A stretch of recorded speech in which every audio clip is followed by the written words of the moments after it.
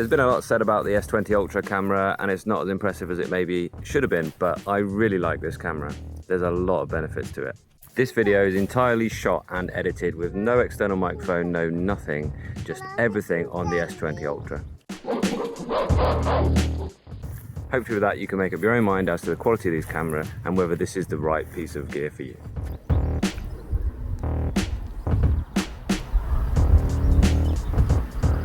So the gimmicks on this phone are the 108 megapixel sensor and the 100 times space zoom.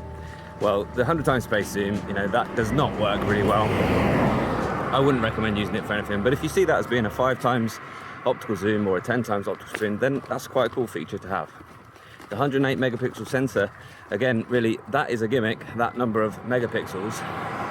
That's completely unnecessary, but it's a larger sensor. But it does give you this slight shallow depth of field, which is quite a nice look really, without having to do the live focus thing. The other gimmick is the 8K, and again, that's a kind of nice feature to have, maybe.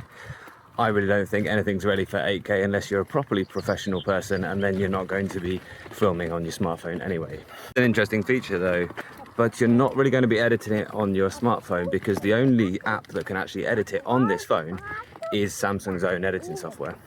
But if you're used to editing on a computer, then it might be a useful thing to have.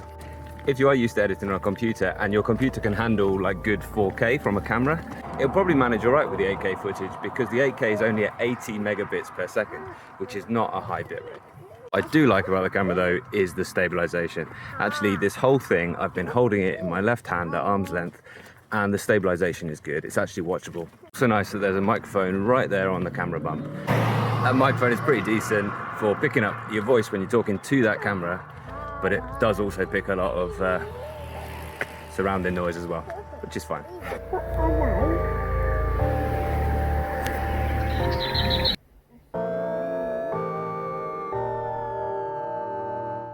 So this is the selfie cam, just for your comparison really, and it's fine. I think I will actually get used to using the main camera because it is so much better than the selfie camera.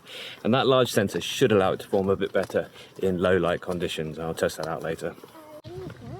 One complaint I have about it is it does feel a little bit sluggish just to take an ordinary photo. It doesn't sometimes feel as responsive as it should considering all of the computation. Maybe that is because of the larger sensor size, I don't know. I quite like the single take mode, which is where you essentially, it takes a burst of, 5 seconds, and it works out when a good point to take a photo or a short clip is, when there's some action, when somebody's smiling, that type of thing. That's quite cool, that's quite easy, that's quite fun. However, I think that needs to get a bit better. It needs to get a bit better in terms of capturing what you want and learning what you want, rather than like the fun kind of boomerang style clips that other people might want. Well, I like this camera, I like this phone as well. It is everything you'd expect from a Samsung flagship in 2020. It's a glorious OLED panel, it's very fast, it's got lots of RAM.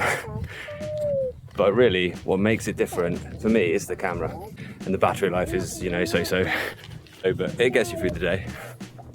What I really like about it though is it actually makes me want to get the camera out of my pocket and take photos and make videos. And I think that's because it does feel somewhat more like a real camera than normal. And I think that's because of that slightly larger sensor.